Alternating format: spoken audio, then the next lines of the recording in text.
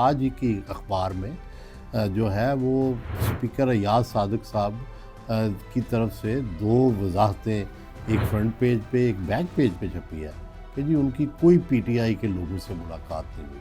تو گویا وفاق کا معاملہ ہو، مقتدرہ کا معاملہ ہو، سب ابھی تک بھی کوئی پی ٹی آئی کو سپیس دینے کو تیار نہیں ہے.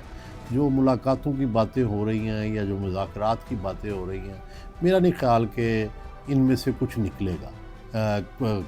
جو گورنمنٹ ہے یا اس وقت کی مقتدرہ ہے وہ کچھ بھی پی ٹی آئی کو اس وقت تاحال دینے کو تیار نہیں ہے، کیونکہ وہ سمجھتے ہیں کہ اگر انہیں کچھ سپیس ملی تو انہوں نے جو سسٹم بنا ہوا ہے سب سے پہلے اس کو تباہ کرنا ہے، اور سب سے زیادہ یہ خطرناک ہوں گے پولیٹیکل سپیس کے لیے. اس لیے وہاں سے تو مکمل نو ہے.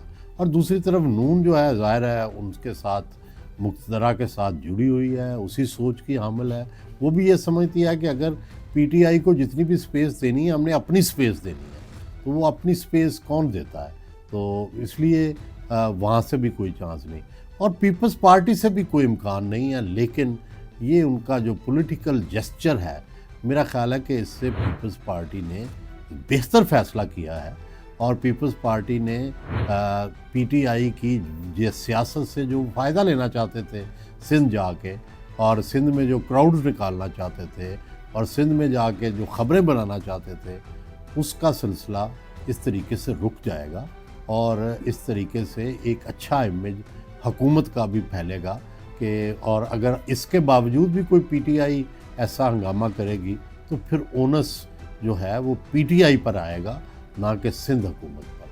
اور دوسرا اوورآل ہمیں یہ بھی سمجھنا چاہیے کہ پیپلز پارٹی اور نون لیگ کے دونوں کے رویوں میں بھی اختلاف ہے.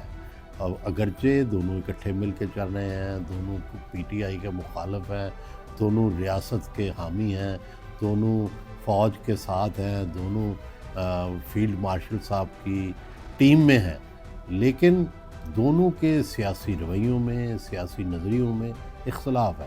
پیپلز پارٹی کا جو سٹیج ہوتا ہے اس پہ کوئی کرسی نہیں ہوتی، بس سب زمین پر بیٹھے ہوتے ہیں. نون کے سٹیج پر کرسیاں ہی کرسیاں ہوتی ہیں، سب کرسیوں پر بیٹھے ہوتے ہیں. یہ لیڈرشپ کی پارٹی ہے، یہ پارلیمانی لیڈروں کی پارٹی ہے نون، شروع سے پہلے دن سے، کیونکہ یہ 1985 کی اسمبلی سے یہ شروع ہوا تھا غیر جماعتی سے.